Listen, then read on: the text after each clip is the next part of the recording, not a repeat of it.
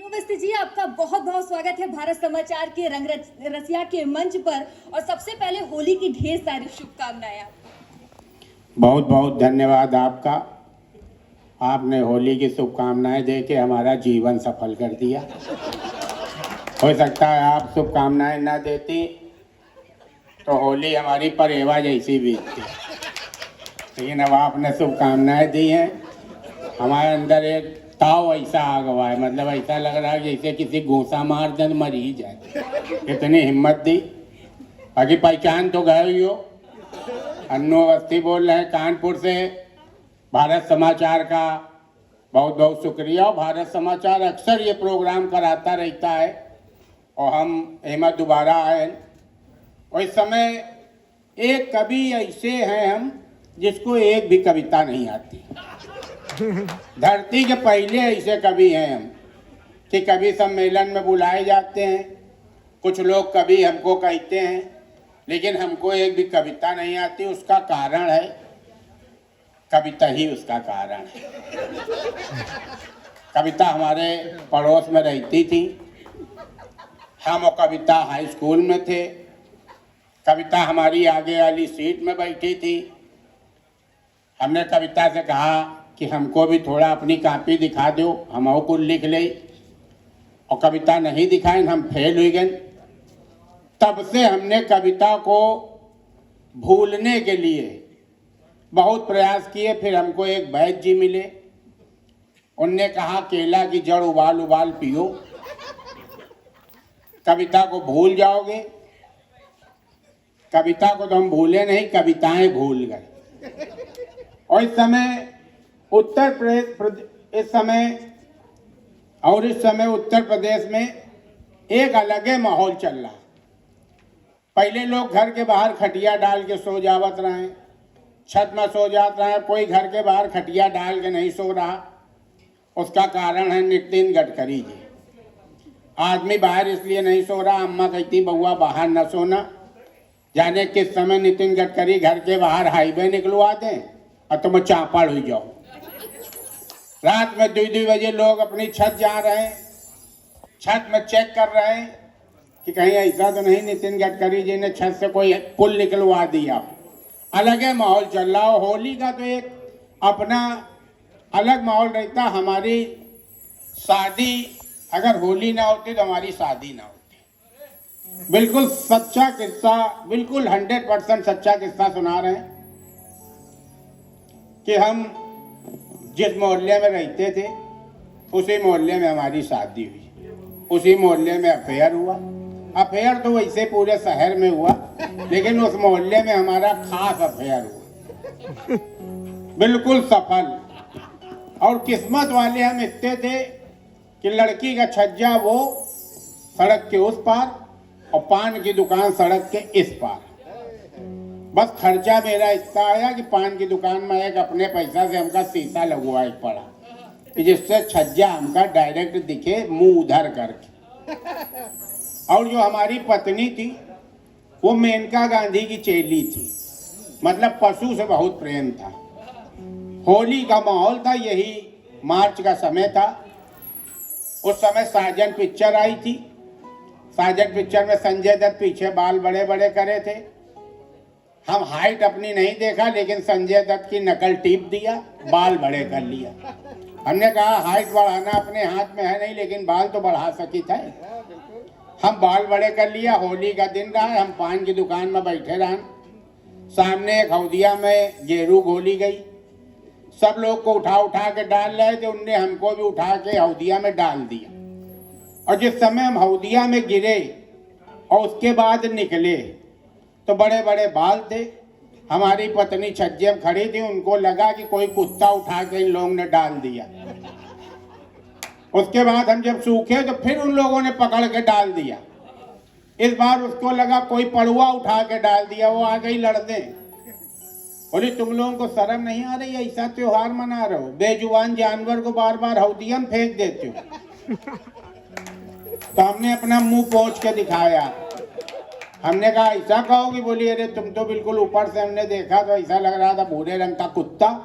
हम उसी चक्कर में चले आए, पता होता तुम हो तो हम बचाते हैं ना तुमको। इतने प्यार से मनाया जाता है और हमको कभी सम्मेलन में कभी बुलाया भी नहीं जाता। हमारे कवि बैठे हैं धर्मराज जी यहाँ पे, हमको कभी सम्मेलन में इसलिए नहीं बुलाया जाता कि जैसे ही हम मंच में चढ़ते हैं कवियों को लगता है कि जैसे वो गांधी जी हैं, हम नाथूराम गोडसे हैं, अभी हमला कर देंगे इन लोगों के ऊपर। और किसी भी कवि सम्मेलन में आप देखना 15 कवि बैठे होंगे, अगर कवित्री एक भी नहीं होगी तो उन कवियों के चेहरे ऐसे लटके होंगे कि जैसे वो कभी सम्मेलन नहीं करने आए हैं, कहीं 9 बार में आए हैं, अभी थोड़ी देर बाद इनके बाल घोटे जाएंगे, इतना उदास बैठे रहते।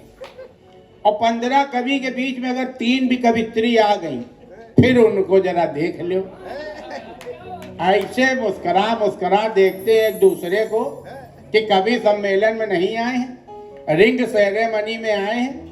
अभी कवित्री अपनी अंगूठी उतारेगी, उनसे कहेगी कुंडी ना खटकाओ राजा, सीधे अंदर आओ। ये है कविताओं के हाल। हम कभी कभी सम्मेलन में नहीं गए थे। एक बार हमारे एक मित्र ने कहा कहीं कभी कभी सम्मेलन देखिए। हमने कहा भाई जी हमने कभी नहीं देखा। बोले मेरे साथ चलना बहुत मौज आती है। हमने कहा आप जब कभी सम्मेलन में जाना हमको ले चलना। कवियों की बहुत विशेष चीज ये होती है कि अगर आप बैठ गए आगे तो एक लाइन सुनाएंगे, फिर कहेंगे ताली बजाओ, फिर वो अपनी बात बताएंगे, कहेंगे अब ताली बजाओ, फिर कहेंगे अब कभी चालू हो आदेशित करो ताली बजाओ। हम पहले है कभी सम्मेलन में गए, दे ताली बजाओ, कुछ भी बात हो, छीके तो ताली बजाओ, पादे तो ताली बजाओ, साला दे ताली दे ताली। एक समय तो हमने सोचा कि इतनी ताली बजा रहे हैं, ऐसा ना हो अगला जन्म हमारा ऐसे ही चला जाए। लेकिन जो कवित्री होती भाई साहब एक बार भी नहीं कहती ताली बजाओ। बहुत खूबसूरत कवित्री थी। हम आगे बैठे थे, बढ़िया उसने कविता सुनाई। उसने कहा अगर अच्छा लगे तो ताली बजाना।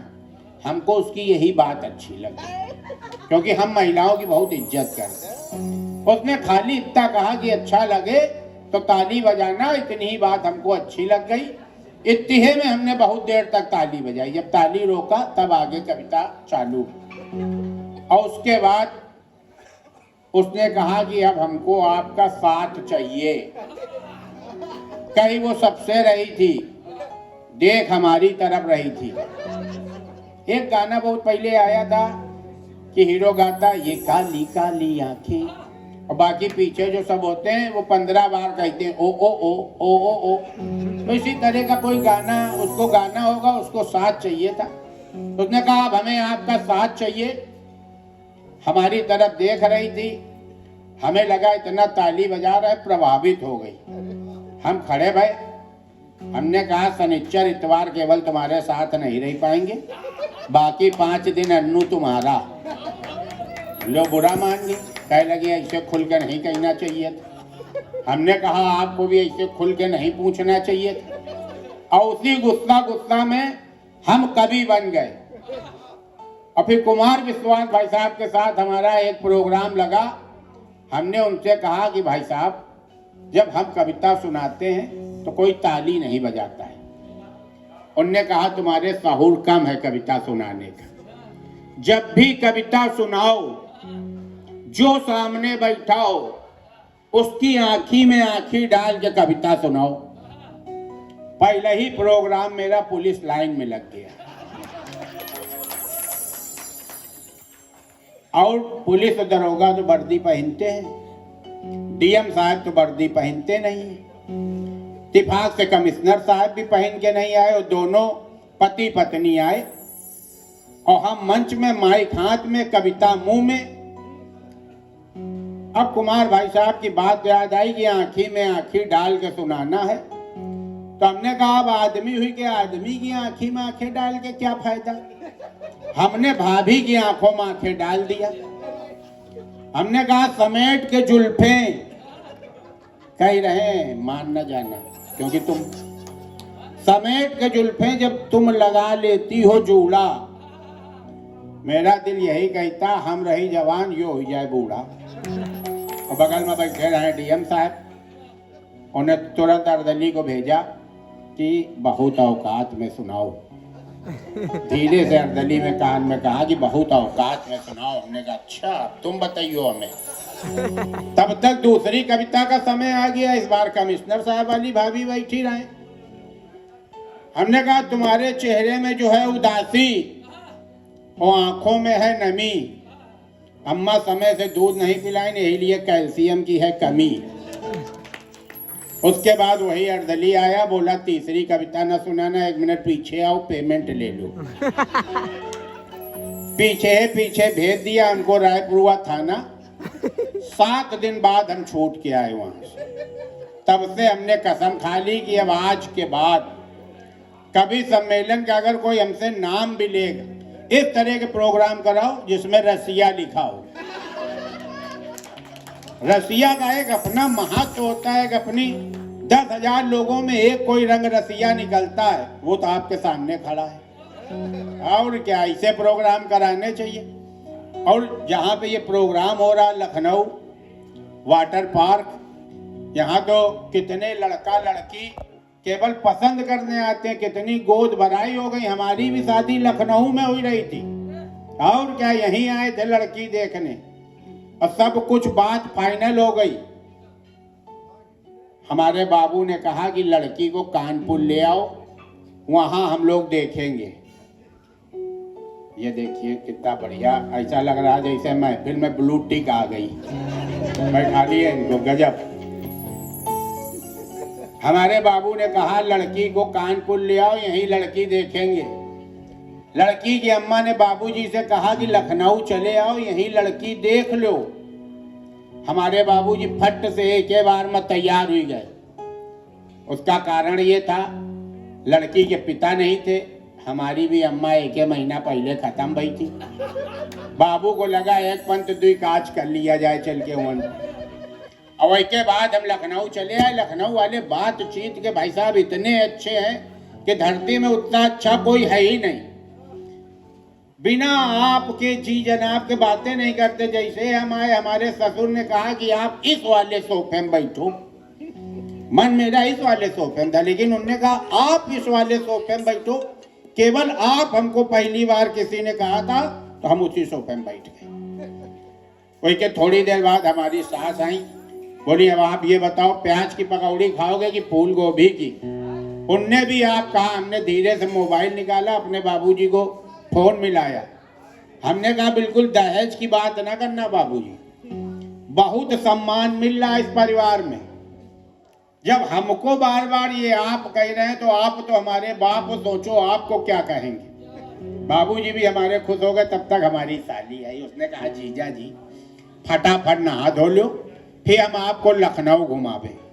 हमने कहा ये भी आप, कोई ऐसा आदमी नहीं था जो हमको आप ना कह रहा हो। उतनी ही देर में कमरा में कुत्ता घुसी आवा। हमारी साली ने कहा टॉमी हमने आपको मना किया था ना कि जब कोई बाहरी आदमी आए तो आपको कमरे में नहीं आना है। हमने कहा अरे यार ये तो बड़ा गड़बड़ है।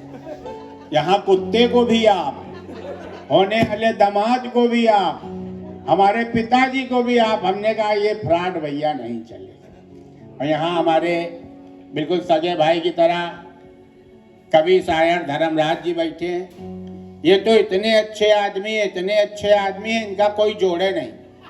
ये कवि जाने कैसे बन गए।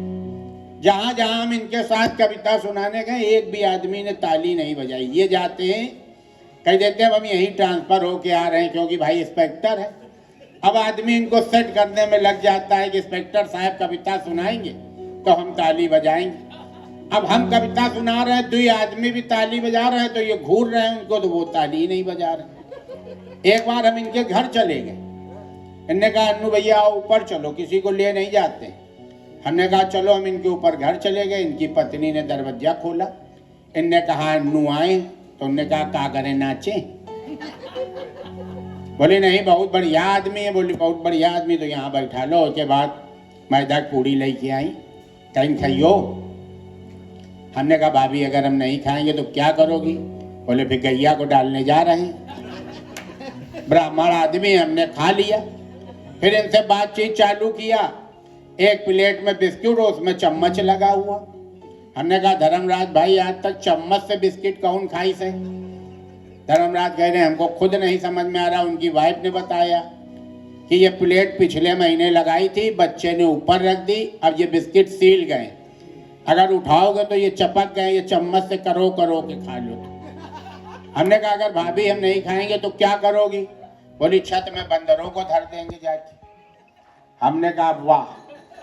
हमने कहा भाभी इतना आज तक मेरा स्वागत हमारी सास ने भी नहीं किया।